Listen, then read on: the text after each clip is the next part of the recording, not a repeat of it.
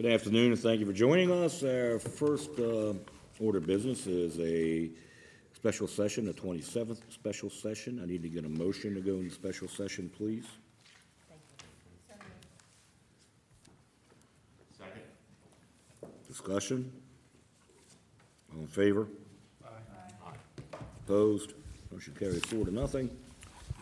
First order of business is the approval of purchase of 4 vehicles for police use.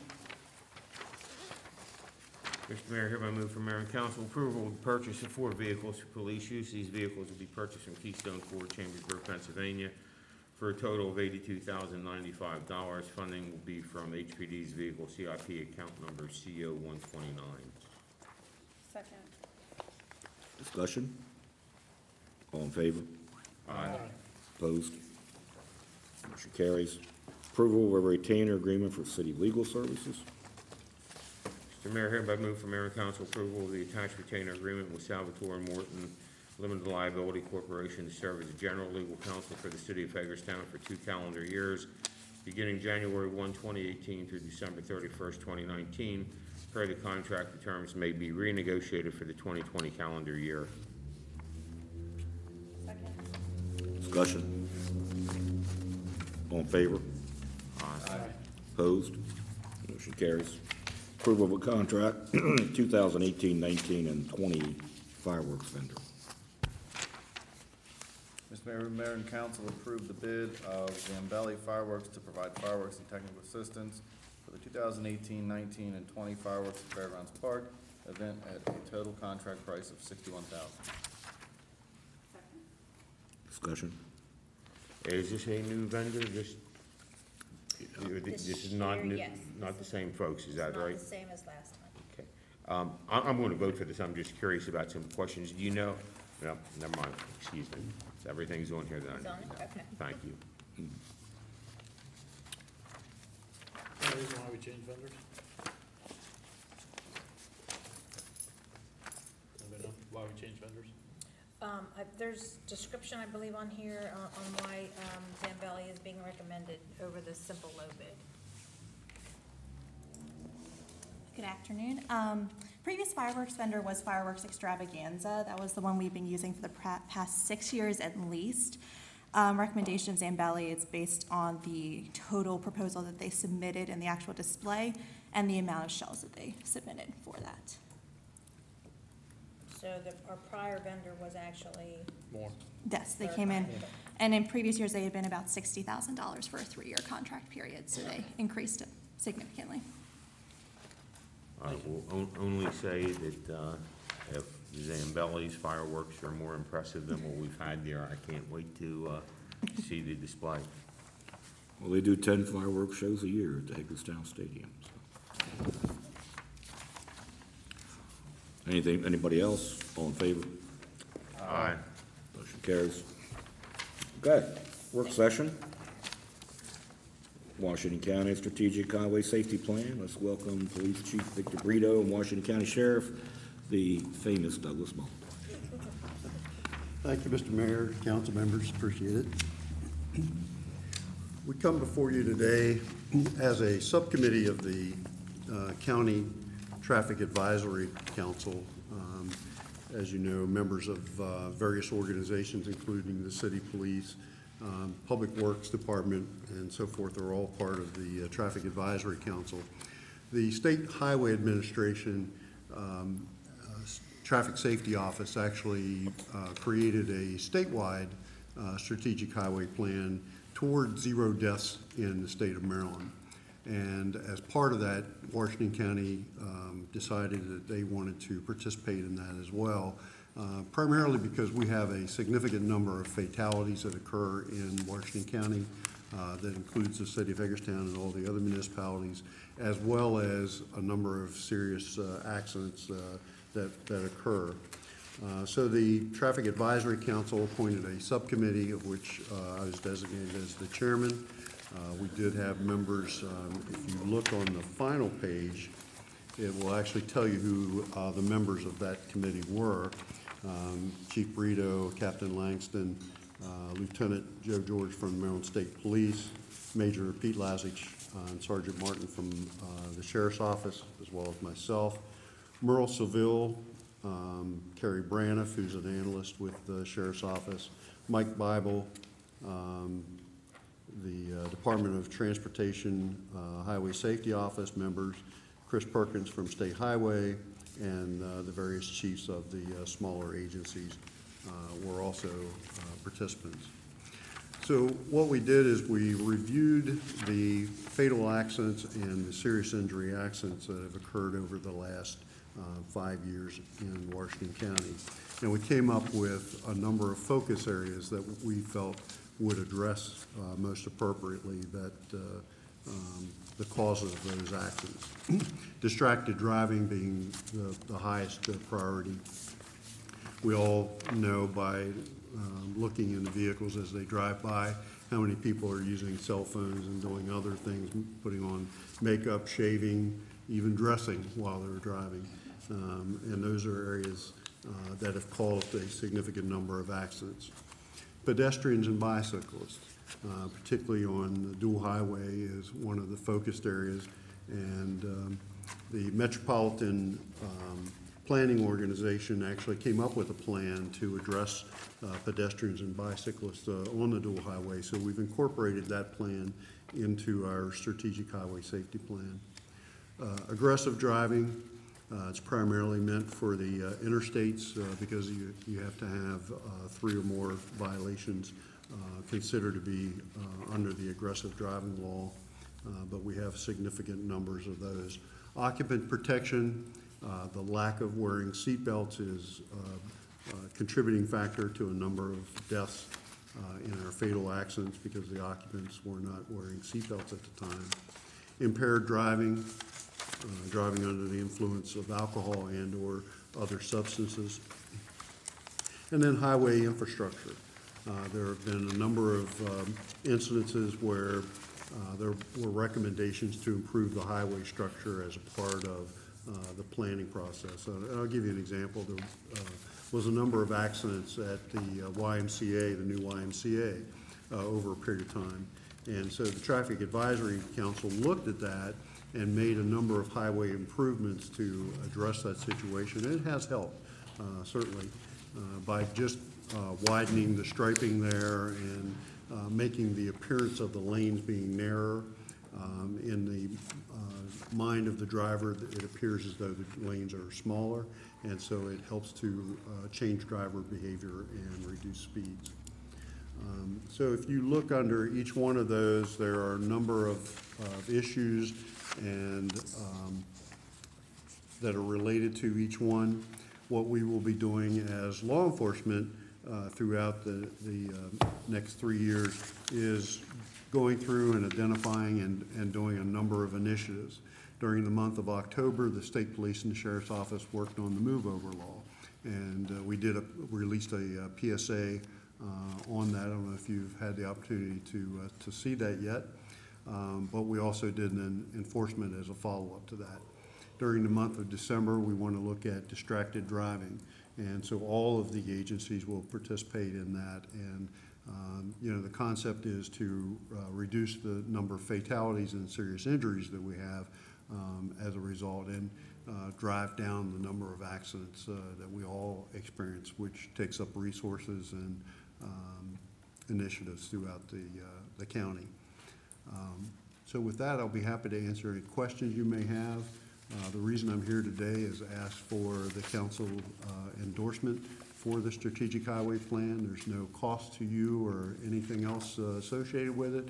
It's just an endorsement of the plan so that we can all, through public awareness and enforcement, drive down the number of fatalities and serious injuries as a result of accidents. Chief, do you have anything you want? Sure. You know, part of the traffic safety plan and part of our deployment and our action in it is every category you see here: aggressive driving, occupant protection, impaired driving. We have received funding, both of our agencies, to provide that support through overtime and those type of things. So it's a significant step forward for us.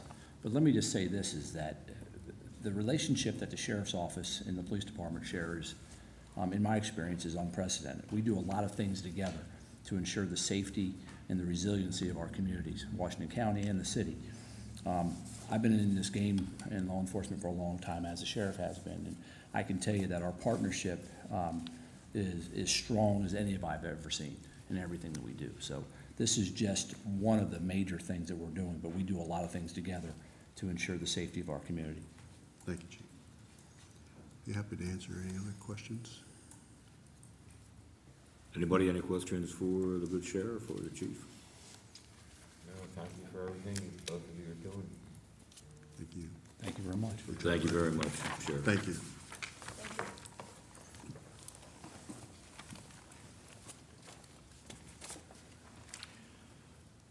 Main Street, Hagerstown's Chris Kringle Market.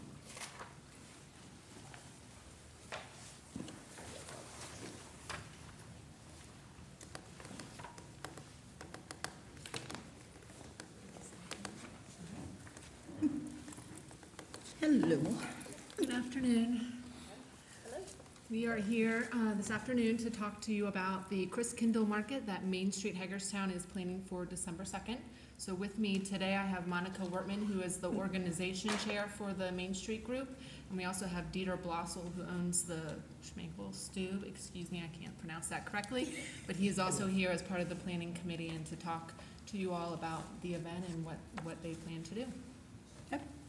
So, we decided back in the summer that Main Street is gonna have 4 events a year instead of monthly, and at that point, we discussed what we would do, and the Chris Kindle Market came up as outside, and you go shopping, and you eat, and you drink, and it's, you know, it's an artisan market. We're gonna have some cool German foods and drinks there, and we have about 20 vendors now, so it's actually a lot bigger than we had set out to.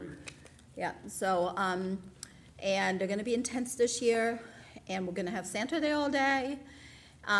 We have music, live music, and caroling throughout the day, and when that's not happening, then we play Christmas music.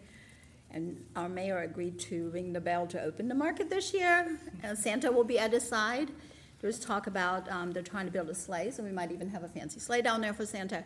Kids' activities, it's family-oriented, and we're really excited about it. So I brought some posters, and if you're business people, if you want to hang them, I'll just show you real quick. We are raffling off these little men here. They're smokers. They're traditional incense burners. So if you're familiar with nutcrackers, they're kind of the counterpart to that. You stick little incense thingies in it, and the smoke comes out through their mouth. They're really cute. We have 10 of them that we're going to be raffling off.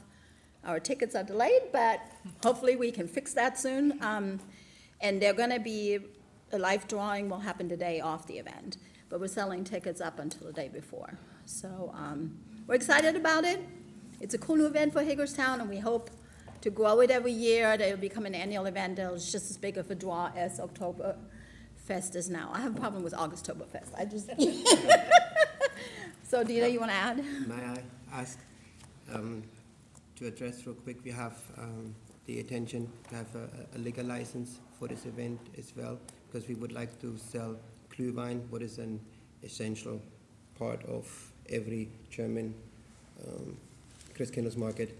And I think out there it's cold, it's all hot here, so Glühwein is what we need a liquor license for, and then hot chocolate, bratwurst, just light, nothing too big, and it's only that people have something to keep them warm a little bit and have a nice time. It will be. Can I just ask?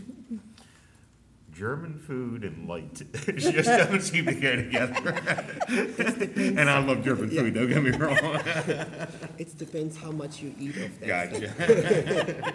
And that's my problem. I don't eat like when I eat German food. No, but the event, as we see it so far, it will be handled as like Wine Down Friday, and we have tomorrow a liquor board hearing to see that they comply with everything what they ask us to do. Yesterday we had already a meeting with the police department as well, with the fire marshal, that we have all of the fire codes, that is everything is in order there. So I think we should be fine and everything should be covered and safe, that we have no accidents. Great. That's great. Yep. Can't wait. Cool, a new annual event, yeah. Yes. Yep. And it's December 2nd from 12 to 6 in downtown Hagerstown. Yep. So I'll leave the posters here if y'all feel moved to take That's some and great. hang them up. I'll Thank stick you them all down so there. much. So. Looking forward to it. Thank you Anybody very have much. anything before they get up? Some of us have good German names.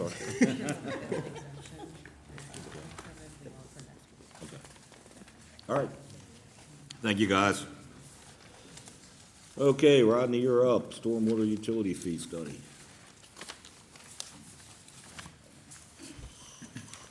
Good afternoon.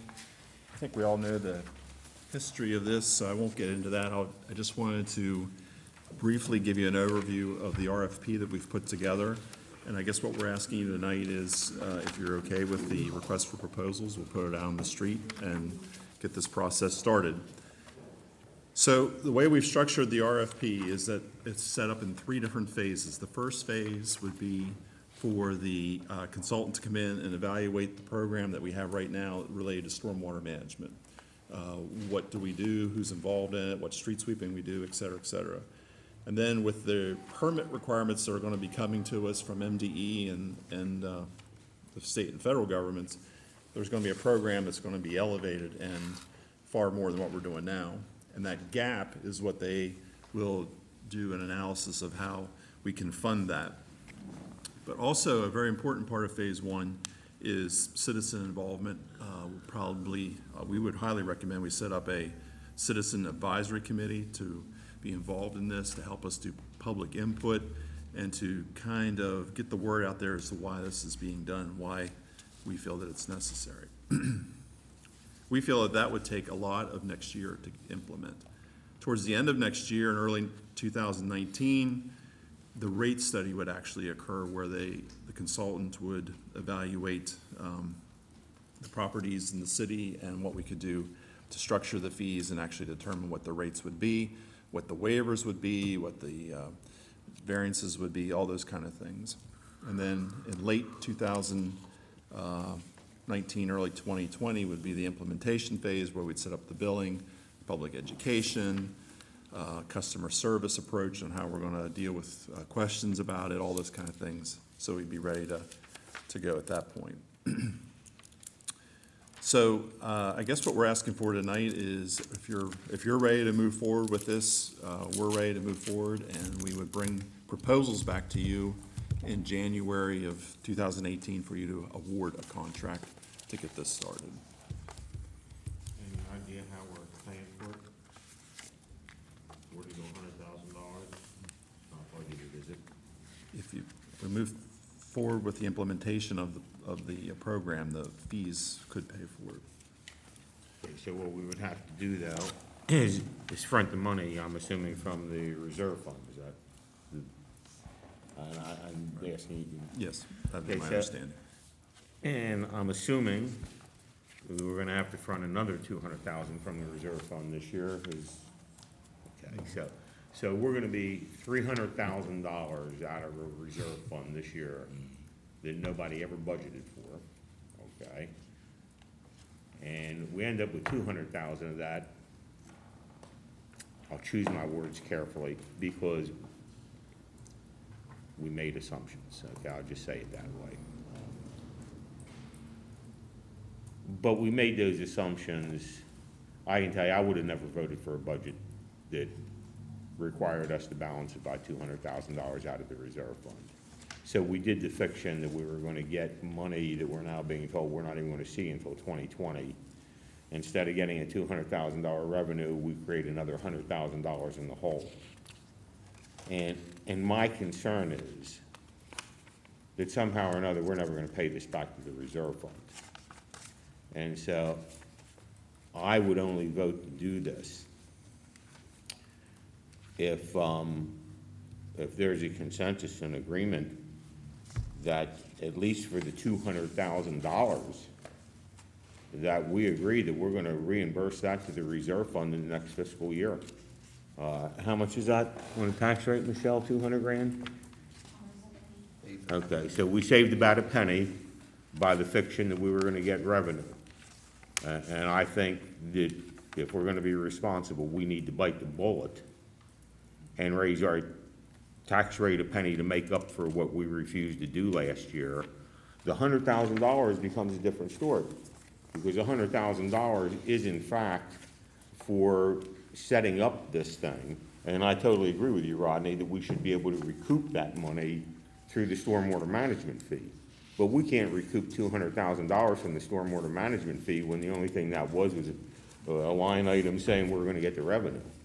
So I would, and I cannot conceive right now that we could do next year's budget the way we did this year's budget, meaning no tax increase at all, let alone being able to find $200,000 just to put back into the reserve fund.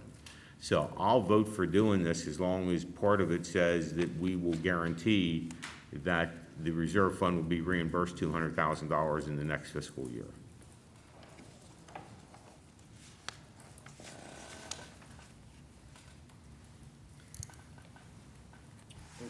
I mean, for me, I'm gonna try and separate this into two issues. And the first relates to the budgetary application of this program to things that are coming down the road regardless. So this stormwater utility fee is, in my mind, I'm assuming is going to be somewhat associated with our MS4 obligations. Absolutely. And MS4 obligations are hitting every municipality across the state lands, whether you like it or not. And if you don't like it, and you don't want to do it, they're going to hit you in the tune of hundreds of thousands, and in probably large municipalities like ours, millions of dollars in annual fines. I mean, basically, it isn't one of those things where, say, you know what, we're not really going to do stormwater management retrofits, we're not really going to comply with MS4. It's been handed down by the EPA, suit legislations as it applies to the Bay, and we'll just pay to get out of it. Sort of like folks do with forest resource ordinance, forestation credits. This isn't one of those where you can pay to get out of. You're either going to do it or you're going to pay that price every year. And that price isn't going to go down, it's going to go up. And so, out there, across sort of citizen land of taxes, this is happening.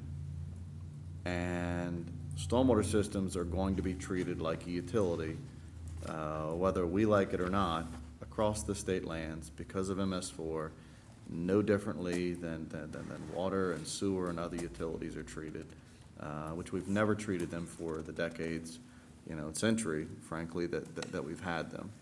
And if I may interject, we're phase two. There's a whole group of people east of us that have That are already right. dealt with this for years. Right. Frederick City, by example, has had a stormwater utility fee for years. But yeah, I mean, we got the luxury of being sort of, pushed back, because of our ranking. Our size. Yeah, our size. And so that's going to happen. And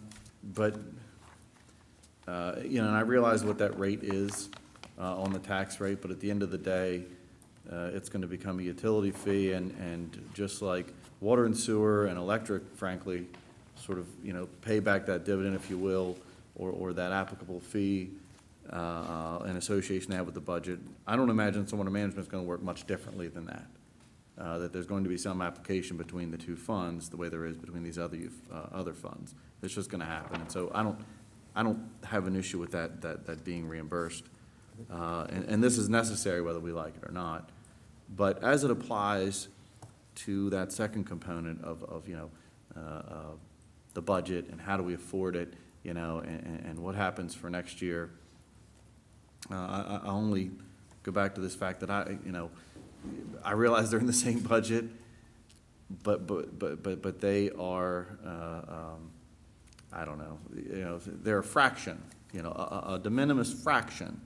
This money is a de minimis fraction compared to the obligations that we've established for ourselves as it applies to employee contracts and wages and benefits. So, we can talk about this 200,000 as it applies to the greater whole of $100 and some million budget, tens of millions of which are employee-related expense, and it's de minimis. I mean, it doesn't even It is, compare. Christian, but the problem that I have, and you've been around here a long time, and we have reached the slippery slope, where we are now dipping into the reserve fund as a matter of routine.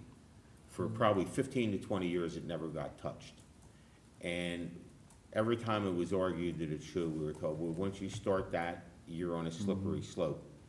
And one of my concerns is our dishonesty with our citizens. That's one of my concerns. That's my major concern. Had we passed a budget last year that said, okay, we refuse to raise taxes a penny, instead we're going to do it by taking the money from the reserve fund, I wouldn't have this problem. But we deceived everybody. We acted like we were, quote, being fiscally responsible by not raising taxes, the tax rate at all, increasing our revenue, notwithstanding that we knew that unless we had this $200,000, it was a fiction. It just concerns me that it was so easy for us as a body to create this fiction. And now we're going to be facing next year, if everything else was being equal, we would have had to raise it a penny last year, so I can't imagine how we're not going to have to raise it some this year. But we do that, and we did that just in the last fiscal year. And in those processes of foreseeable budgetary obligations, to a much, much greater degree, with every bit of employee-oriented cost appropriations that we approve, with every contract we approve, with every, sit-down of post-employment benefits. We do that on a regular basis. We sit here and we say, you know what, we're going to approve this, and it's going to be within our budgetary, parameters. And it's not. It's a year from now, it's not. 2 years from now, it's exponentially not. It is if we do it all the time. raise the revenue to support it. And that's all I'm saying, is we just weren't honest with anybody in the last budget time. We refused to acknowledge that we either had to lay off people, take money from the reserve fund, or raise the tax rate. We should have done one of those three things. We did raise the tax rate, Lou. We kept even with our revenue. Raising the tax rate to just stay within the evenness of, what's the term? What the constant yield is. Constant yield. I mean, if you want to say that that's raising the tax rate, that's fine. But I just. But to say that we didn't account for this 200,000 of something that's actually something that's actually mandated, and then to pretend that we somehow have made appropriate budgetary adjustments for foreseeable things that are voluntarily initiated through contractual obligations with bargaining units is a farce. To say we're doing one and not the other, and that one is equally as applicable to that amount of future necessity there's no comparison. I understand. Zero. You and I are sort of talking apples and oranges. My biggest concern is what I perceive as our dishonesty with the public in the method of which we did it. And I say we. You don't hear me looking at anybody and pointing fingers. I'm using the term we. I was part of it. I voted for this budget, and that's my only concern. And I would like to try to make sure that we stop doing that. And I think it is totally against every policy we have, because what we're doing is taking that money out of the reserve fund to support ongoing operations. And I think we have a policy for reserve fund. Do we, Michelle? And this is against our policy, right? We can utilize it as long as we don't go below the 10%, and if we're going to utilize it, we have to find a way to put it back, but we do state that we will not use it for ongoing operations. Right. Put it back within a specific period of time. Okay. Okay. And the point about going below 10%. Understood. How close are we? Anybody know? We're like at 16, Okay, right? Yeah, we'll be bringing you the updated okay. fund balance policy. That's fine. Discuss with you. And I agree we need to do this. I mean, we have to do this. Yeah, the state's telling us we have to. Have we heard anything from the county as what are they? They told us that they're not ready to move forward at this time. You know, well, it's just funny, So when I we was gotta- commissioner, I mean, we sat there and sat on the state mandated forestation ordinance adjustments in cost per acre, you know, for like 6 years. And there was no fighting it. It was a state, it was a state requirement. Yeah. I just don't understand that thought process that you It's sit a and much do bigger nothing. problem for them than it is for us. Yeah, but then Because that's the fines are coming. It's gonna cause Well, us I the think problem My then. question is, it goes back, you say we're phase two, because phase one was, I guess, east of here, and phase, but what is the timeline? I mean, I hear what you're saying, it's coming, I understand that, and it's gonna be mandated, I understand that, but when? Jim and I met with MDE 6 weeks ago, and what they're telling us now is March of That's what I heard. 2018. Right, it was within 6 months. And, And if you don't, That's when we get our permit. Right. And then that'll list out all the obligations that we have to meet over the next 5 years. So it isn't After something that. like, it's gonna be 5 years from now, or 10 years, so it's No, it's it's- within the yeah, next 6 it's months to a coming, year, right. that yeah. And we regardless keep of saying it's coming, Hagerstown, but I think Clear it really Spring, is. Hancock. Yeah, and this county, is something state. we've been told about for years, so you Right. finally got That's here what I'm when saying, it's we're finally, coming. we're at that, and there've already At that been a point. number of jurisdictions that have been fined, and those fines have not been insignificant. right, to the end, the phase one. Right. And of Areas course, that we're talking one of the about. one of the down things that we've been trying to avoid is the county not doing it with us, so that we'll have whatever period of time will be just another reason not to come into the city, because they have a stormwater management fee and Well, the county absolutely, doesn't. and I think that's probably what Emily That's was what we're alluding all to, trying, yeah. why, of trying to do it. Yeah. The timing is, I think, critical on that, because if we do it ahead of the county, But guess But- what? Think about it this way, Paul. I mean, and this is just a reality of life. Guess what happens in less than a year? An election. sure. And I can tell you, I have yet to be on a body where anybody was willing to raise fees or taxes in an election year. But I think it's important to understand that with this specific mandate comes the ability for the local jurisdiction to apply its enforcement capability against those higher jurisdictions that happen to have those facilities within its jurisdiction. So if the county is not complying with those parts of facilities, stormwater facilities that interact We with the can charge cities, them we for- can actually take enforcement action against that jurisdiction that's not complying. And that applies to county facilities and state facilities Good. that exist. And a good example for folks out there at home that wonder what that means, need only look at a big storm event to Hamilton Run, when that water comes barreling down through. East through- Irving, I through can the north guarantee you. end, from those areas outside of the city limits. Back to the funding concern. So once this gets set up, you're alluded to how it'll be handled similarly to as like the water and electric and like that. That'd be utility. So how is that gonna